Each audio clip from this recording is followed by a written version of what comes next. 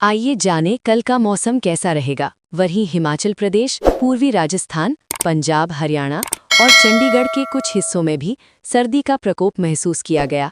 पूर्वी बांग्लादेश और आसपास के क्षेत्रों में निचले क्षोभ मंडल पर एक चक्रवाती परिसंचरण सक्रिय है। वहीं मध्य और ऊपरी क्षोभ मंडल में पछुआ हवाओं के बीच एक पश्चिमी विक्षोभ गर्त के रूप में दिखाई दे रहा है, जिसका अक्ष मध्य क्षोभ मंडल में स्थित होकर लगभग 68 डिग्री पूर्व से 35 डिग्री उत्तर तक फैला है। उत्तर पश्चिम भारत के ऊपर समुद्र तल से करीब 12.6 किलोमीटर ऊंचाई पर लगभग 150 समुद्री मील प्रति घंटे की रफ्तार वाली उपोष्णकटिबंधीय पछुआ जेट स्ट्रीम प्रभाव डाल रही है।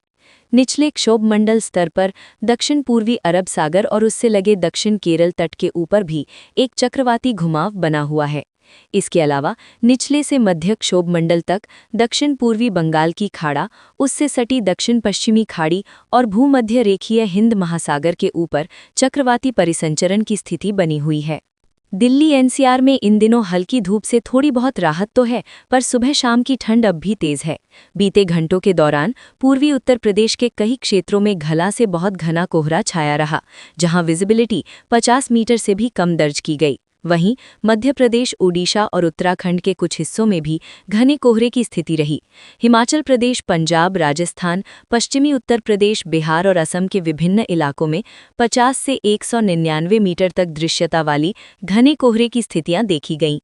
पूर्वी उत्तर प्रदेश और मध्य प्रदेश के कुछ हिस्सों में कोल्ड डे से लेकर गंभीर कोल्ड डे जैसी परिस्थितियां बनी रहीं, जबकि हरियाणा और बिहार के अलग अलग क्षेत्रों में शीत दिवस की स्थिति, उत्तराखंड के कई स्थानों पर पाला पड़ने के संकेत मिले।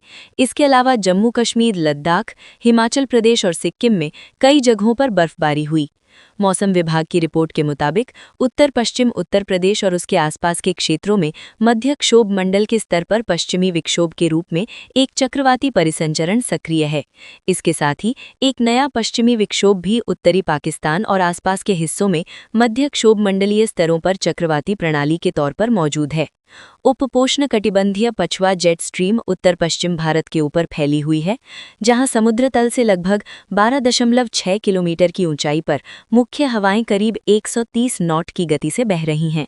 इसके अलावा भूमध्य रेखीय हिंद महासागर के ऊपर दक्षिण बंगाल की खाड़ी के मध्य हिस्सों से लगे निचले और मध्य क्षोभ मंडलीय स्तरों में भी एक ऊपरी वायु चक्रवाती परिसंचरण बना हुआ है।